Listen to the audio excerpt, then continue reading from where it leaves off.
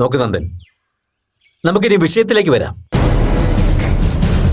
നിങ്ങൾ വന്നത് വീട്ടിലേക്ക് ഞാൻ മടങ്ങിപ്പോണെന്ന് പറയാനാണെങ്കിൽ സോറി. അന്ന് പറഞ്ഞ അതേ ഉത്തരമാണ് എനിക്കിപ്പോഴും നിങ്ങളോട് പറയാനുള്ളത്. ആ നിലപാടിൽ നിന്ന് 1% പോലും എൻ്റെ മനസ്സിപ്പോഴും മാറിയിട്ടില്ല. ഇനിയോട്ട് മാറുമെന്നും തോന്നുന്നില്ല. അതുകൊണ്ട് തന്നെ എനിക്ക് നന്ദനെയും നിങ്ങളെങ്ങോട്ട് പറഞ്ഞു വിട്ടവരെയും നിരാശപ്പെടുത്തേണ്ടി വരും. സാർ, നിങ്ങളുടെ ഇതുവരെയുള്ള ജീവിതത്തിൽ സ്വന്തം വ്യക്തിത്വത്തിന് എന്തുമാത്രം വില കൊടുത്തിട്ടുള്ള ആളാണെന്ന് എനിക്കറിയാം. അപ്പുവിൻ്റെ കാര്യത്തിൽ സംഭവിച്ച ഒരു ചെറിയ പ്രശ്നത്തിൻ്റെ പേരിൽ സമൂഹം നിങ്ങളെ ക്രൂരനായ ഒരു അച്ഛനായി, മനസാക്ഷിയില്ലാത്തൊരു ഭർത്താവായി അടയാളപ്പെടുത്തുന്നത് വ്യക്തിപരമായി എനിക്കും വിഷമമുണ്ടാക്കുന്ന കാര്യമാണ്. ഒരു വാശിയുടെ പേരിൽ ഇനിയും ഇതെങ്ങനെ നീട്ടിക്കൊണ്ടു പോകണോ സാർ? സോറി മിസ്റ്റർ നന്ദൻ, ഈ കാര്യത്തിൽ എനിക്ക് നിങ്ങളെ സഹായിക്കാൻ പറ്റുമെന്ന് തോന്നുന്നില്ല. ഈ പറഞ്ഞ ആഗ്രഹം സത്യസന്ധമാണെങ്കിൽ നിങ്ങൾ ഈ റിക്വസ്റ്റ് വെക്കേണ്ട എന്നോടല്ല, നിങ്ങളിങ്ങോട്ട് പറഞ്ഞുവിട്ട ആൾക്കാരോട് തന്നെയാണ്. എൻ്റെ ഈ വരവ് അപ്പോ ഗീതാ മാഡോ അറിഞ്ഞിട്ടില്ല. മറ്റാരുടെ മുന്നിലല്ലല്ലോ സാർ, സ്വന്തം ഭാര്യയുടെ മകളുടെ മുന്നിലല്ലേ. ഒന്ന് കോംപ്രമൈസ് ചെയ്യുന്നതുകൊണ്ട് നിങ്ങൾ രണ്ടു കൂട്ടർക്കും.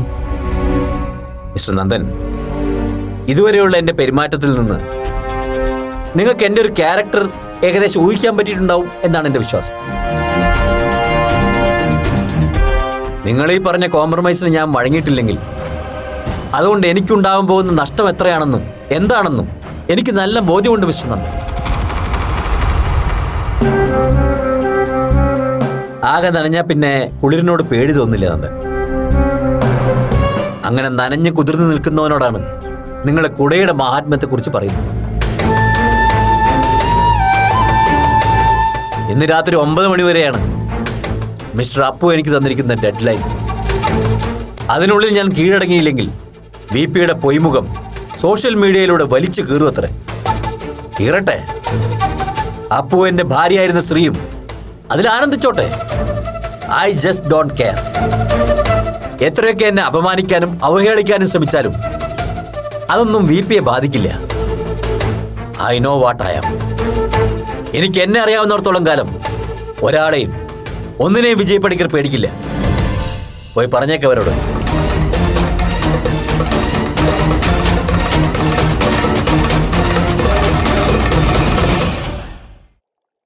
നന്ദകുമാർ സാറിന്റെ സന്ധി സംഭാഷണം കൊണ്ട് VPയുടെ കാര്യത്തിൽ എന്തെങ്കിലും ഒരു പ്രയോജനം ഉണ്ടാവുമെന്ന് അമ്മയ്ക്ക് തോന്നുന്നുണ്ടോ? എന്റെ അഭിപ്രായം എത്രയോ മുമ്പ് തന്നെ ഞാൻ നിന്നോട് പറഞ്ഞു കഴിഞ്ഞു. അഡ്വക്കേറ്റ് നന്ദകുമാർ അല്ല, സാക്ഷാൽ ദൈവം തമ്പുരാൻ വിചാരിച്ചാലും VPയുടെ ഭാഗത്തുനിന്ന് യാതൊരു കോംപ്രമൈസ് ഉണ്ടാവുമെന്ന് എനിക്ക് തോന്നുന്നില്ല. അങ്ങനൊരു മനസ്സ് VPക്ക് ഉണ്ടായിരുന്നെങ്കിൽ അത് എത്രയോ മുമ്പാകാമായിരുന്നു. അന്ന് എന്നോട് കാണിക്കാത്ത ദയ ഇന്ന് നന്ദകുമാറിനോട് എന്തിനു VP കാണിക്കണം? വെറുതെ ആ മനുഷ്യനെ കൂടി നാണം കെടുത്താൻ നീ അങ്ങോട്ട് പറഞ്ഞു വിടരുതായിരുന്നു. ഇതൊക്കെ എന്റെ വെറും ടെസ്റ്റ് ഡോസ് അല്ലേ അമ്മ? നന്ദകുമാർ സാറിനോടും VP മെരുങ്ങിയില്ലെങ്കിൽ പിന്നൊരു അറ്റകൈ പ്രയോഗമുണ്ട്. ആ തുറുപ്പുചീട്ടില് VP ഫ്ലാറ്റ് ആവുന്നുള്ള കാര്യം എനിക്ക് ഉറപ്പാ. നീ ഇതൊക്കെ ഒന്ന് മതിയാക്കുന്നുണ്ടോ അപ്പു? VPയെ ഫ്ലാറ്റാക്കാൻ നടക്കുന്നു. അതുകൊണ്ട് നിനക്ക് എന്ത് പ്രയോജനം ഉണ്ടാവാൻ പോകുന്നേ? ഇനി നീ വിചാരിക്കും പോലെ കാര്യങ്ങളൊക്കെ നടന്നു തന്നെ ഇരിക്കട്ടെ.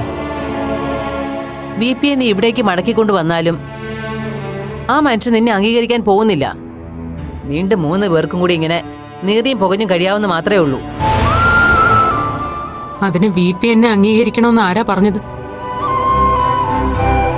VP എന്നെ അംഗീകരിക്കണമെന്ന് എനിക്കൊരു നിർബന്ധമില്ലമ്മേ. അങ്ങനെ ആഗ്രഹിച്ചിരുന്നു. പക്ഷേ അതൊരു അതിമോഹമാണെന്ന് തിരിച്ചറിഞ്ഞപ്പോ ഞാൻ ആ സ്വപ്നം ഉപേക്ഷിച്ചു. ഇപ്പോ ഒരാഗ്രഹമേ ഉള്ളൂ. ആഗ്രഹമല്ല, അതെന്റെ നിർബന്ധവും വാശിയോ ആണെന്ന് പറയാം. ഞാൻ കാരണം എന്റെ അമ്മയ്ക്ക് VPയെ നഷ്ടപ്പെടരുത്, VPക്ക് അമ്മയെ.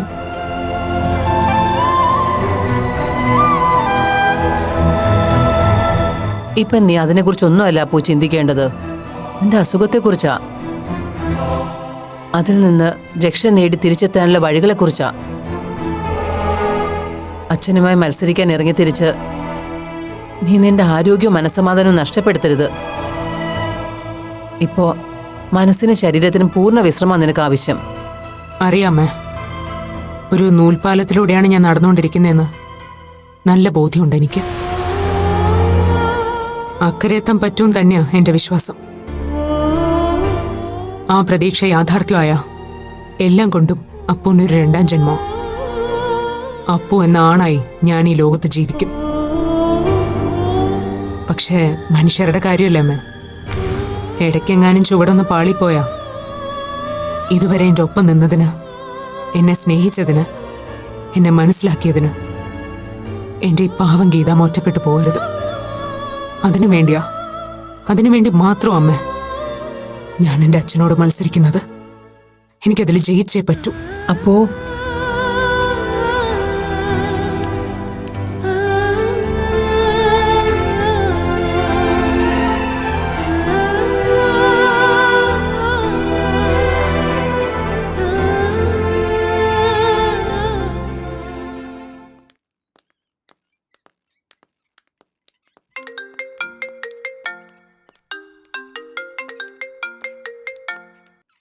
Hello, doctor Jobin here. ഹിയർന്ന് പറഞ്ഞത് വേറെന്നാ ഡോക്ടറെ അറിയേണ്ടത്? ഭാര്യ വീട്ടിലാണോ അതോ ഹോസ്പിറ്റലാണോ? ഇപ്പൊ ഹോസ്പിറ്റലിൽ തന്നെയാ ഞാൻ. ഇനി ഭാര്യ വീട്ടിലാണെങ്കിലും അങ്ങനെ പറയാൻ മടിയൊന്നുമില്ല ടീച്ചറെ. അതെന്തിനാ മടിക്കുന്നത്? ഭാര്യ വീട്ടിൽ ഭർത്താക്കന്മാര് താമസിക്കുന്നത് അത്ര പുതുമയുള്ള കാര്യമൊന്നുമല്ല. എന്നാലും ഭാര്യ വീട്ടിൽ പോയി താമസിക്കാൻ വേണ്ടി സ്വന്തം വീട്ടിൽ നിന്ന് മക്കളെ രാത്രി അടിച്ചിറക്കി വിടുന്ന അമ്മമാരുണ്ടെന്ന് പറയുന്നത് അല്പം പുതുമയുള്ള കാര്യം തന്നെയാ. അങ്ങനെയാണെങ്കിലേ കണക്കായിപ്പോയി. ഒരു പാവം പെങ്കൊച്ചിനെയും അവളുടെ വീട്ടുകാരെയും വിഷമിപ്പിച്ചിട്ട് കയറി വന്നാലേ ഇനിയും തല്ലി ഇറക്കി വിട്ടെന്നിരിക്കും. അത് സഹിക്കാൻ വയ്യെങ്കിലേ മോൻ കൊണ്ടുപോയി കേസ് കൊടുക്ക്. ഡെയ്സി ടീച്ചറിന്റെ പോക്ക് ഈ രീതിയിലാണെങ്കിൽ മിക്കവാറും കേസ് കൊടുക്കേണ്ടി വരും. അല്ല, ഇപ്പൊ എന്തിനാണോ വിളിച്ചത്? അതെന്താ നീ അങ്ങനെ ചോദിച്ചത്? കല്യാണം കഴിഞ്ഞതോടുകൂടി എനിക്ക് എന്റെ മോനെ വെറുതെ ഒന്ന് വിളിക്കാൻ കൂടി പാടില്ലേ? ഞാനും മമ്മിയെ അങ്ങോട്ട് വിളിക്കാനിരിക്കായിരുന്നു, ഒരു താങ്ക്സ് പറയാൻ. താങ്ക്സ് പറയാനോ? എന്തിന്? ഞാൻ ഇന്നലെ തിരിച്ചു വന്നതിൽ മാളും അങ്കിളും ആന്റിയും ഒക്കെ ഭയങ്കര ഹാപ്പി ആയിരുന്നു. നമ്മുടെ ഇന്ദിരമുത്തശ്ശി പോലും വളരെ സ്നേഹമായിട്ട് എന്നോട് പെരുമാറിയത്. ഒരു വലിയ പിണക്കത്തിനുള്ള ചാൻസ് അങ്ങനെ അലിഞ്ഞില്ലാതെയായി. അതിന് കാരണക്കാരിയായി ഡെയ്സി ടീച്ചറെ വിളിച്ചൊരു നന്ദി പ്രകടനം നടത്തിയേക്കാന്ന് കരുതി. നിന്റെ നന്ദി പ്രകടനമൊക്കെ അങ്ങ് കയ്യിൽ വെച്ചേക്ക്. മൂത്തവരുടെ വാക്ക് കേൾക്കുന്നതുകൊണ്ട് ഗുണമുണ്ടാവുമെന്ന് ഇപ്പോഴെങ്കിലും എന്റെ മോന് മനസ്സിലായല്ലോ, അത് മതി. എന്നും പറഞ്ഞ് ഈ തല്ലിപ്പുറത്താക്കല് ടീച്ചർ ഒരു ശീലമാക്കണ്ട കേട്ടോ. അതിനെന്റെ മോൻ കൂടി മനസ്സ് വെക്കണം. ഇനി അങ്ങോട്ട് ഞാനും നീയും മാത്രം അടങ്ങുന്നതല്ല നമ്മുടെ ജീവിതമെന്ന തിരിച്ചറിവ് നിനക്ക് വേണം ജോബിൻ. അവിടെ മാളുവിനും അവളുടെ വീട്ടുകാർക്കും ഒക്കെ അവരർഹിക്കുന്ന, ആഗ്രഹിക്കുന്ന സ്പേസ് ഉണ്ടാവണം. നീ അവരെയും കൺസിഡർ ചെയ്യുന്ന അറിവ് തന്നെ അവർക്ക് എത്രമാത്രം സന്തോഷം ഉണ്ടാക്കുമെന്നോ? അതൊക്കെ എനിക്കറിയാം മമ്മി. എന്നാലും മമ്മിയെ തനിച്ചാക്കാനുള്ള വിഷമം കൊണ്ടല്ലേ ഞാൻ. എന്റെ കാര്യം നീ വിട്ടേക്ക്. 1-2 ദിവസം തനിച്ച് കഴിയേണ്ടി വന്നാലും എനിക്കിവിടെ ഒരു കുഴപ്പമില്ല. അല്ല, അതുപോട്ടെ, ഇന്ന് നിങ്ങള് ഇങ്ങോട്ട് വരുന്നുണ്ടോ അതോ അവിടെ തന്നെ സ്റ്റേ ചെയ്യാണോ? ഇല്ല മമ്മി, ഇന്ന് ഞാനും ആളും കൂടി അങ്ങോട്ട് വരും. അതെ, എന്റെ കാര്യം ആലോചിച്ചിട്ട് ധൃതി പിടിച്ച് മാളുവിനെയും കൂട്ടി നീ വരാൻ ഉദ്ദേശിക്കുന്നതെങ്കിൽ അത് വേണ്ട കേട്ടോ. 1-2 ദിവസം അവിടെ തങ്ങിയാലും എനിക്ക് കുഴപ്പമൊന്നുമില്ല. അതിന്റെ ആവശ്യമൊന്നുമില്ല മമ്മി.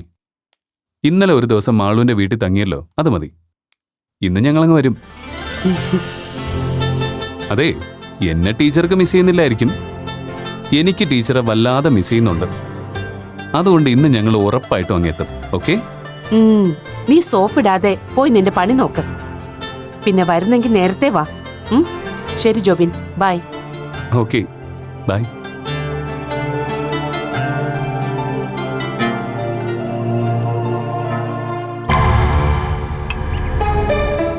എന്താ അങ്കിൾ, എന്നോട് സീരിയസ് ആയിട്ട് എന്തോ സംസാരിക്കാനുണ്ടെന്ന് പറഞ്ഞിട്ട്? പറയാം.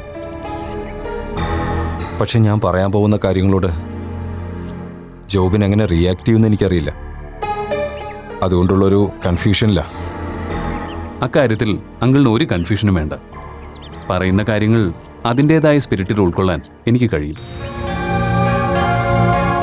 പിന്നെ അങ്കിളിന് എന്നോട് പറയാനുള്ളത് എന്തിനെപ്പറ്റിയാവുന്നൊരു ഏകദേശ ധാരണ എനിക്കും ഉണ്ടെന്ന് കൂട്ടിക്കോ. ജോബിന്റെ ഊഹം ശരിയാ. നിങ്ങളുടെ രണ്ടുപേരുടെയും ജീവിതത്തെ സംബന്ധിക്കുന്ന ചില കാര്യങ്ങളാ. രണ്ടുപേരും ഒരുമിച്ച് ജീവിക്കാൻ തുടങ്ങിയിട്ട് ദിവസങ്ങൾ ഒരുപാടൊന്നും ആയിട്ടില്ല. 100 താഴെ മണിക്കൂർ, അങ്ങനെ പറയുന്നതാവും കൂടുതൽ ശരി. ഈ കുറഞ്ഞ സമയത്തിനുള്ളിൽ ഒരു പെൺകുട്ടിയുടെ രക്ഷകർത്താവെന്ന നിലയിൽ ഇങ്ങനൊരു ആശങ്ക തോന്നേണ്ട കാര്യമൊന്നുമില്ലെന്ന് എനിക്കറിയാം. പ്രത്യേകിച്ചും ജോബിനെ പോലെ വളരെ ഡിസിപ്ലിനും ക്യാരക്ടറുമുള്ള ഒരാളുടെ മുന്നിൽ. അങ്കിൾ, നമ്മൾ തമ്മിൽ ഇങ്ങനൊരു മുഖവരയുടെ ആവശ്യമുണ്ടെന്ന് തോന്നുന്നില്ല. മനസ്സിലുള്ളത് എന്തായാലും അങ്കിളിന് എന്നോട് തുറന്ന് സംസാരിക്കാമല്ലോ. യെസ്, അതെനിക്കറിയാം. ഞാൻ പറയാതെ തന്നെ മാളുവിൻ്റെ ക്യാരക്ടർ ജോബിന് ഊഹിക്കാവുന്നതല്ലേ ഉള്ളൂ. സാധാരണ പേരൻസ് പറയുന്നത് പോലെ ഒറ്റ മോളാണെന്ന് കരുതി അവളെ ആവശ്യത്തിൽ കൂടുതൽ കൊഞ്ചിച്ചില്ലാളിച്ചുവൊന്നുമല്ല ഞങ്ങൾ വളർത്തിയത്. എന്നുവെച്ച് തീരെ സ്വാതന്ത്ര്യം കൊടുക്കാതെയല്ല. മാളുവിനെ കുറിച്ച് പറയുമ്പോൾ അപ്പുവിൻ്റെ കാര്യം കൂടി പറയാതിരിക്കാനാവില്ല. അവർ തമ്മിലുള്ള ഫ്രണ്ട്ഷിപ്പും പിന്നീട് ആ സൗഹൃദത്തിൽ സംഭവിച്ച ട്രാജഡിയൊക്കെ ജോബിനും അറിയാവുന്ന കാര്യങ്ങളാണല്ലോ. തീർച്ചയായും അങ്കിൾ, സത്യത്തിൽ അപ്പുവിൻ്റെ ഇഷ്യൂ ആണല്ലോ ഞങ്ങൾ തമ്മിൽ അടുക്കാനുള്ള കാരണമായത്. അതെ, ടു ബി വെരി ഫ്രാങ്ക്, നിങ്ങൾ എടുക്കാൻ കാരണം അപ്പു ആയതുപോലെ നിങ്ങളുടെ ജീവിതത്തിലും അപ്പു ഒരു പ്രശ്നക്കാരിയായി മാറുമോ എന്ന് ഞാനും അശ്വതിയൊക്കെ പേടിച്ച ദിവസങ്ങളും ഇതിനിടയിൽ ഉണ്ടായിട്ടുണ്ട്. അത് ജോബിൻ്റെയോ ഡെയ്സിയുടെ കുറ്റം കൊണ്ടല്ല കേട്ടോ. ഒരു പെൺകുട്ടിയുടെ അല്ലെങ്കിൽ മറ്റുള്ളവരുടെ നോട്ടത്തെയും പെണ്ണെന്ന് തോന്നിക്കുന്ന ഒരാളുടെ സാന്നിധ്യം ഭാവിയിൽ മാളുവിൻ്റെ ജീവിതത്തിൽ പ്രശ്നമായേക്കുമോ എന്നുള്ള സ്വാഭാവികമായ ആശങ്കയായി അതിനെ കണ്ടാൽ മതി. അതൊക്കെ കഴിഞ്ഞ കാര്യങ്ങളല്ലേ അങ്കിൾ. ആ സിറ്റുവേഷനൊക്കെ നമ്മൾ ഓവർകം ചെയ്ത് കഴിഞ്ഞാണല്ലോ. എങ്കിലും ഇനിയും അത്തരം സന്ദർഭങ്ങൾ ആവർത്തിക്കാതിരിക്കാൻ ഒരു മുൻകരുതലെന്ന നിലയിൽ ഞാൻ പറഞ്ഞെന്നേ ഉള്ളൂ. ഡെയ്സിയുടെയും ജോബിൻ്റെയും ജീവിതത്തോടുള്ള കാഴ്ചപ്പാട് വളരെ വിശാലമാണെന്ന് ഞങ്ങൾക്കറിയാം. അതിൻ്റെ എല്ലാ നന്മകളും അക്സെപ്റ്റ് ചെയ്തുകൊണ്ട് തന്നെ പറയട്ടെ, ഒരു കുടുംബത്തിൻ്റെ സ്വകാര്യതയിൽ മറ്റുള്ളവർക്ക്, ഐ മീൻ അപ്പുവിൻ്റെ കാര്യമാണ് ഞാൻ പ്രത്യേകം മെൻഷൻ ചെയ്യുന്നത്, അധികം സ്പേസ് കൊടുക്കാതിരിക്കുന്നത് തന്നെയാണ് നല്ലതെന്നാണ് എൻ്റെ അഭിപ്രായം. അങ്കിള് പറഞ്ഞു വരുന്നത് എനിക്ക് മനസ്സിലായി. അപ്പുവിൻ്റെ കാര്യത്തിൽ ആവശ്യത്തിൽ കൂടുതൽ ഞാൻ ഇമ്പോർട്ടൻസ് കൊടുക്കുന്നു എന്നൊരു തോന്നൽ നിങ്ങൾക്കും ഉണ്ടെന്നല്ലേ? ഐ മീൻ നിങ്ങൾക്കെന്ന് പറയുമ്പോൾ പ്രത്യേകിച്ച് മാളുവിന്, ശരിയല്ലേ? അതെ, അത് തന്നെയാണ് ഞാൻ ഉദ്ദേശിച്ചത്. തുറന്നു പറയാലോ, ഇന്നലെ തന്നെ അപ്പുവിൻ്റെ കാര്യത്തിനാണ് ജോബിന് ഇവിടെ വരുന്നതിനേക്കാൾ കൂടുതൽ മുൻഗണന കൊടുത്തതെന്ന് മാളുവിന് അങ്ങനൊരു സങ്കടമുണ്ട്. സ്വാഭാവികമായിട്ട് അവളുടെ സങ്കടവും പരാതിയും ഒക്കെ ഞങ്ങൾ ഷെയർ ചെയ്യുമല്ലോ. അങ്ങനെ നോക്കുമ്പോൾ ആ ഒരു പരാതി ഞങ്ങൾക്ക് എല്ലാവർക്കും ഉണ്ടെന്ന് കൂട്ടിക്കും. എന്നുവെച്ച് അതിൻ്റെ പേരിൽ ഞാൻ ജോബിനെ കുറ്റപ്പെടുത്തുമൊന്നുമല്ല കേട്ടോ. ഇനിയിപ്പോൾ കുറ്റപ്പെടുത്തിയാൽ പോലും എനിക്കതിൽ പരാതിയോ പരിഭവോ ഒന്നുമില്ലെങ്കിൽ, കാരണം നിങ്ങളുടെ ഈ പേടിയ ആശങ്കയൊക്കെ തികച്ചും ന്യായമുള്ളതാണെന്ന് എനിക്കറിയാം. ശരിയാ, അപ്പുവിൻ്റെ കാര്യത്തിൽ എനിക്കും അമ്മയ്ക്കും ചില സെൻറ്റിമെൻസും കൺസിഡറേഷനൊക്കെ ഉണ്ടെന്നുള്ളത് ഒരു ഫാക്റ്റ് തന്നെയാണ്. മമ്മിയുടെ ക്ലോസ് ഫ്രണ്ടിൻ്റെ മകളെന്നതിലപ്പുറം തികച്ചും വ്യക്തിപരമായ ഒരു ഇഷ്ടവും മമ്മിക്ക് അപ്പുവിനോടുണ്ട്. മമ്മിക്ക് മാത്രമല്ല, എനിക്കും. അതെന്തുകൊണ്ടാണെന്ന് അങ്കിളും മറ്റുള്ളവരും ഇനിയെങ്കിലും ഒന്ന് മനസ്സിലാക്കിയാൽ നന്നായിരുന്നു. മനസ്സ് മാറിക്കയറിയ ഒരു ശരീരമാണ് അപ്പുവിൻ്റേത്. അതൊരിക്കലും അവളുടെ കുറ്റം കൊണ്ട് സംഭവിച്ചതല്ല. ഒരു പക്ഷെ മാളുവിനോ എനിക്കോ നമ്മളിൽ ആർക്കെങ്കിലോ ഇങ്ങനൊരവസ്ഥ സംഭവിച്ചേക്കാമായിരുന്നു. തൻ്റേതല്ലാത്ത കാരണം കൊണ്ട് മനസ്സും ശരീരവും ഒരിക്കലും കൂട്ടിമുട്ടാതെ പാരലലായി പോകുന്ന രണ്ട് പാളങ്ങൾ പോലെ ജീവിക്കേണ്ടി വരുന്ന ഒരാളുടെ അവസ്ഥ അയാളുടെ സ്ഥാനത്ത് നിന്ന് മനസ്സിലാക്കാൻ ശ്രമിക്കുമ്പോൾ സ്വാഭാവികമായും അയാളോട് തോന്നുന്ന ഒരു എമ്പതിയാണ് ഞങ്ങൾക്ക് അപ്പുവിനോടുള്ള സെന്റിമെന്റ്സ്. അത് മാളുവിനും അങ്കിളിനും ആൻറ്റിക്കും എല്ലാവർക്കും അപ്പുവിനോട് തോന്നാറുണ്ട്. പക്ഷേ അതിൻ്റെ ഏറ്റക്കുറച്ചിലുകളാണ് പ്രശ്നം. എന്നുവെച്ച് മാളുവിനെ ഒഴിവാക്കി അപ്പുവിനോടൊരു ചായ്വ് എനിക്കോ മമ്മിക്കോ ഉണ്ടാവുമെന്ന് നിങ്ങൾ ആരും പേടിക്കേണ്ട കാര്യമില്ല. എൻ്റെ ജീവിതത്തിൽ മാളുവിനുള്ള സ്പേസ് എന്താണെന്നും അതിൻ്റെ ഇമ്പോർട്ടൻസ് എന്താണെന്നും എനിക്ക് നല്ല ധാരണയുണ്ടെങ്കിൽ. ആ വിശ്വാസം ഞങ്ങൾക്കും ഉണ്ട് ജോബിൻ. ഞാൻ പറഞ്ഞല്ലോ, അപ്പുവിൻ്റെ പേരിൽ ഒരിക്കലും ഞാൻ ജോബിനെ കുറ്റപ്പെടുത്തിയതല്ല. അടുക്കാൻ കാരണമായതുപോലെ നിങ്ങൾ തമ്മിൽ അകലാനും അപ്പു ഒരു കാരണമാകരുതെന്ന് ഞാൻ ഉദ്ദേശിച്ചുള്ളൂ. മനസ്സിലായി. പിന്നെ ഇന്നലെ സംഭവിച്ചതിൽ അപ്പു ഒരിക്കലും ഒരു കാരണമേ ആയിരുന്നില്ല. അത് എനിക്ക് പറ്റിയ ചില ധാരണാപശകളായിരുന്നു. അക്കാര്യം ഞാൻ മാളുവിനോട് സൂചിപ്പിച്ചിട്ടുമുണ്ട്. ഒരു ഹസ്ബൻഡ് എന്ന നിലയിൽ എൻ്റെ ഭാഗത്തു നിന്ന് കുറച്ചുകൂടി ഉത്തരവാദിത്തപൂർവ്വമുള്ള ഒരു പെരുമാറ്റം ഉണ്ടാവേണ്ടതായിരുന്നു. ആ തെറ്റ് ആൻറ്റിയും അങ്കിളും മമ്മിയൊക്കെയാ എനിക്ക് മനസ്സിലാക്കി തന്നത്. അതിലെനിക്ക് സന്തോഷമുള്ളൂ അങ്കിൾ. ഇനി എൻ്റെ ഭാഗത്തു നിന്ന് അങ്ങനെയുള്ള പിഴവുകൾ ഉണ്ടാവാതെ ശ്രദ്ധിക്കാമെന്ന് ഞാൻ ഉറപ്പുവരുന്നു. പോരെ? ഈ മനസ്സിലാക്കൽ തന്നെയാണ് ജോബിനിൽ നിന്ന് ഞാൻ പ്രതീക്ഷിച്ചത്. സന്തോഷമായി ജോബിൻ, ഒരുപാട് സന്തോഷമായി.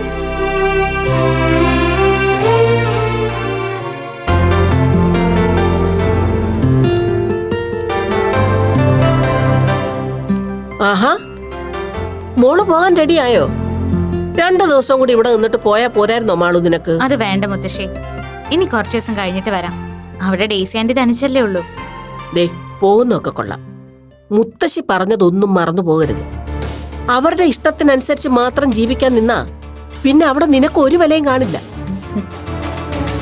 മുത്തശ്ശി തമാശ പറഞ്ഞല്ല മാളു. നമ്മൾ നിർബന്ധം പിടിക്കേണ്ടടുത്തും വാശി കാണിക്കേണ്ടടുത്തും അത് ചെയ്യുക തന്നെ വേണം. അതുകൊണ്ട് ഗുണമുണ്ടാവുമെന്ന് നിനക്ക് ഇന്നലത്തെ അനുഭവം കൊണ്ട് മനസ്സിലായേ. നിന്നോട് പിണങ്ങി വീട്ടിലേക്ക് പോയ ഡോക്ടർ പോയതുപോലെ തന്നെ തിരിച്ചു വന്നില്ലേ? അതാണ് നമ്മുടെ പെണ്ണുങ്ങളുടെ മിടുക്ക്. അത് മുത്തശ്ശി കരുതുന്ന പോലെ ഞാൻ വാശി കാണിച്ചിട്ടൊന്നും അല്ല ഡോക്ടർ തിരിച്ചു വന്നത്. അവിടെ ചെന്നപ്പോ ഡേസി ആന്റി നിർബന്ധിച്ച് തിരിച്ചയച്ചതാ ഡോക്ടറെ. അതെന്തെങ്കിലും ആവട്ടെ, നിന്നെ പിണക്കി നിർത്തുന്നത് ശരിയാവില്ലെന്ന് അവർക്ക് മനസ്സിലായതുകൊണ്ടാണേ ടീച്ചർ മോനെ ഇങ്ങോട്ട് തന്നെ പറഞ്ഞു വിട്ടത്. അത് നിന്റെ മിടുക്കുകൊണ്ടുണ്ടായ നേട്ടം തന്നെയാ മോളെ. ഇതുപോലെ വേണം അവിടെ ചെന്നാലും നീ പെരുമാറാൻ. നിനക്കിഷ്ടമില്ലാത്ത കാര്യങ്ങൾ കണ്ട മനസ്സിൽ വെച്ചോണ്ടിരിക്കാതെ വെട്ടി തുറന്നങ്ങ് പറഞ്ഞേക്കണം.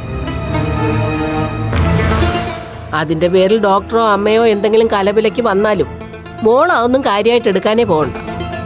ഇതുപോലെ 1-2 ദിവസം മിണ്ടാതെ നടക്കുമ്പോൾ അവനങ്ങ് തൻപാട്ടിലായിക്കോളും.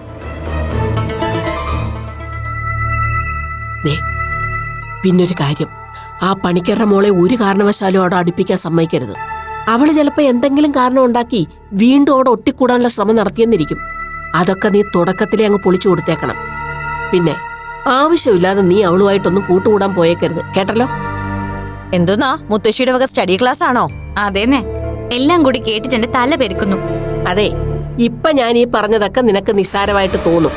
പക്ഷെ പിന്നീട് ഓരോ സന്ദർഭം വരുമ്പോഴും മുത്തശ്ശി ഈ പറഞ്ഞതിന്റെ വില എന്താണെന്ന് നിനക്ക് അപ്പം മനസ്സിലായിക്കോളും. ഇവള് വെറും പാവം അശ്വതി. വലിയ പഠിപ്പൊക്കെ ഉണ്ടെങ്കിലും കാര്യപ്രാപ്തിയിൽ നിന്റെ പകുതി പോലും വരുത്തില്ല ഇവള്. അതുകൊണ്ട് ഞാൻ ഓരോന്നിന്റെയും ഗൗരവം പറഞ്ഞു മനസ്സിലാക്കിയെന്നേ ഉള്ളൂ. അതിന് അമ്മ എന്തിനാ വിഷമിക്കുന്നേ? ഡേസി ടീച്ചർ ഉണ്ടല്ലോ അവിടെ. വേണ്ടത്ര കാര്യങ്ങളൊക്കെ ഡേസി ടീച്ചർ പറഞ്ഞു കൊടുത്തോളൂ. അതാ എന്റെ ധൈര്യം. അയ്യോ, നന്നായി. നേരത്തെ നിന്നെ കുറിച്ച് പറഞ്ഞതേ ഞാൻ ഇങ്ങ് തിരിച്ചെടുത്തു. ആ കാര്യത്തിൽ നിന്നേക്കാൾ വകതിരിവ് ഇവക്കുണ്ട്. ഒരു കൈസി ടീച്ചറെ കൊണ്ട് വന്നിരിക്കുന്നു. അല്ല, കഴിഞ്ഞില്ലേ നിങ്ങളുടെ ചർച്ചയും യാത്ര പറച്ചിലൊന്നും? ജോബിൻ പോകാൻ തിരക്ക് കൂട്ടുക. മാളുവിനെ വീട്ടിലാക്കിയിട്ട് എനിക്ക് 1-2 പോകാനുണ്ട്. അതുകൊണ്ട് മാളു പോവാം. മുത്തശ്ശി, അമ്മ. അതെ, അടുത്ത ആഴ്ച ഇതുപോലെ വരണം കേട്ടോ. 1-2 ദിവസം ഇവിടെ തങ്ങിയിട്ട് പോകാൻ കണക്കാക്കി വേണം രണ്ടാളും വരാൻ. എന്നാ പിന്നെ ഞങ്ങൾ ഇറങ്ങട്ടെ. പോയിട്ട് വരാം. വാ മോളെ.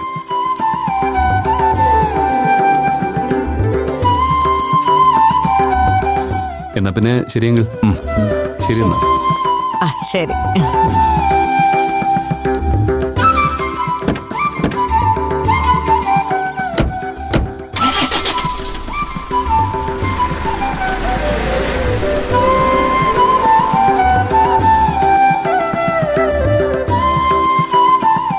പുറമേയുള്ള ഈ മസിലി പിടുത്തേ ഉള്ളൂ.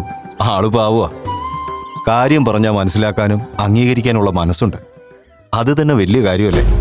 ഓ, അത്ര വലിയ മനസ്സുള്ളവനാണോ ആവശ്യമില്ലാതെ വാശി പിടിച്ച് കല്യാണം അലങ്കോലമാക്കിയത്?